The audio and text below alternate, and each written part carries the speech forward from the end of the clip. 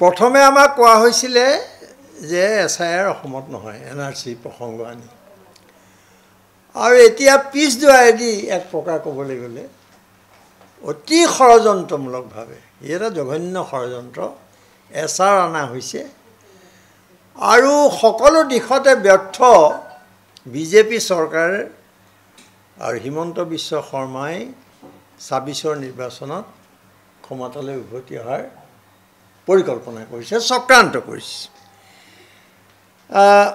এই যে ভোটাৰ তালিকাৰ প্ৰস্তাৱিত বিশেষ সংশোধনী অসমীয়া বা অসমৰ মানুহৰ ৰাজনৈতিক ভৱিষ্যত চিৰদিনৰ কাৰণে দুৰ্বল কৰি পেলাব খোজা হৈছে। আৰু আমাৰ গোটেই দেশতে এটা কুটিল পৰিকল্পনা বুলি মই অভিহিত কৰিছোঁ।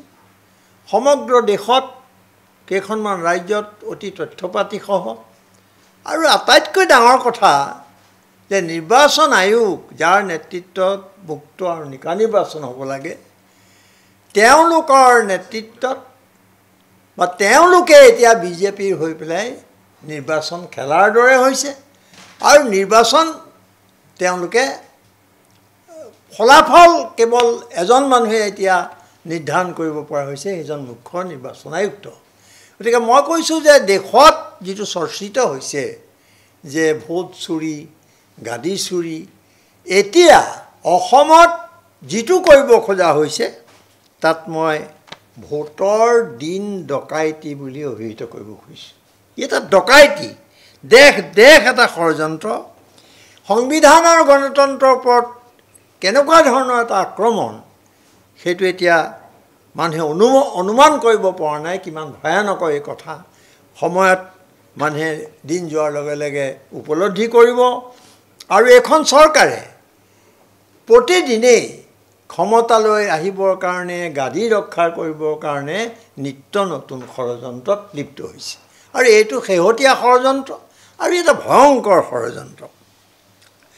থুলমূলকৈ কথাটো এনেকুৱা,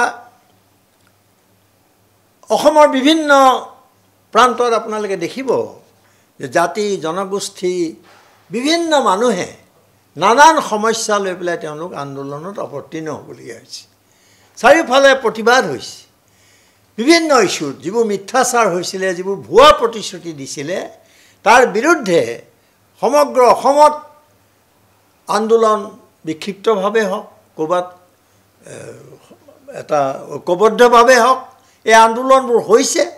আৰু আমিও বহু এনেকুৱা আন্দোলনত আমি অংশগ্ৰহণ কৰিছোঁ বা সমৰ্থন জনাইছোঁ। গতিকে এই পৰিস্থিতিত মুখ্যমন্ত্ৰী হিমন্ত বিশ্ব শৰ্মাই ভালদৰে জানে যে তেওঁলোকে মুক্ত আৰু নিকা নিৰ্বাচন হ'লে কেতিয়াও জিকিব নোৱাৰে। সেইকাৰণে তেওঁলোকে মূল বিষয়বোৰ বাদ দিছে। কিবা কিবি কেনেকুৱা ধৰণৰ ইছ্যু ওলাইছে আমি বিভিন্ন সময়ত কৈ আছোঁ।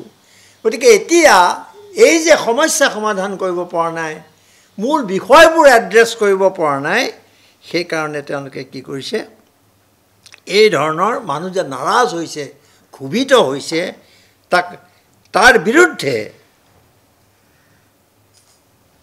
ভোটৰ এই কাৰবাৰটো কৰি তেওঁলোকে নিৰ্বাচনী বৈতৰণি পাৰ হোৱাৰ পৰিকল্পনা কৰিছে। আৰু এই পৰিকল্পনাটোৰে নাম হৈছে ভোটাৰৰ বিশেষ সংশোধনী প্ৰক্ৰিয়া। অসমৰ মাটি, বায়ু একোৰ লগতে সম্পৰ্ক নথকা এতিয়া বাহিৰৰ মানুহে আহি আমাৰ ৰাজনৈতিক ভৱিষ্যত নিৰ্ধাৰণ কৰিব পৰা হ'ল। বিহাৰত আপোনালোকে দেখিলে কিমান ট্ৰেইন চলিলে অন্যায়ভাৱে, কপিল চিবালৰ দৰে মানুহে তথ্য দাঙি ধৰিছে।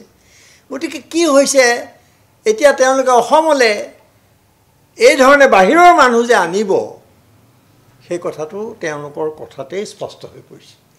বাহিৰৰ এজন মানুহে আহিব, দুদিনত তেওঁ ভোট দিয়াৰ অধিকাৰ অৰ্জন কৰিব। এই ইতিহাসত এনেকুৱা কথা কেতিয়াবা আমি শুনিছিলোঁ নেকি? আচ্ছা, ভোটটো দিলে। কালি মুখ্যমন্ত্ৰীয়ে কৈছে যে তেওঁলোকৰ তাত কৰ্তন হ'ব ভোটাধিকাৰ, কিন্তু তেওঁ এইটো কথা লুকুৱাই ৰাখিছে যে ইয়াৰ পৰা উভতি গৈ ভোট দি দুদিনৰ পিছত তেওঁলোকে তাত আকৌ এখন ফৰ্ম ফিল আপ কৰি, সেই ইতিমধ্যে ওলাইছে কথাবোৰ, তথাপিও আমি বাৰে বাৰে কথা কৈ থাকিব লাগিব, তাত গৈ পেলাই তেওঁলোকে আকৌ ভোটাধিকাৰ অৰ্জন কৰিব। গতিকে আমাৰ সামগ্ৰিকভাৱে সংখ্যাগৰিষ্ঠ মানুহৰ যি আমি অৰ্জন কৰিছিলোঁ ইমান কষ্টৰ পিছত, স্বাধীনতা সংগ্ৰামৰ পিছত, যি গণতন্ত্ৰ, সংবিধান আৰু সৰ্বোপৰি ভোটাধিকাৰ, গণতন্ত্ৰৰ ওপৰত আক্ৰমণ, সংবিধানৰ ওপৰত আক্ৰমণ, আৰু এতিয়া আমাৰ এই ভোটাধিকাৰো এইখন চৰকাৰে কাঢ়ি লৈ যাব খুজিছে। লুণ্ঠন আৰু সকলো ফালৰ পৰা মানুহক দুৰ্বল কৰি অনাৰ এয়া এক কাৰসাজি।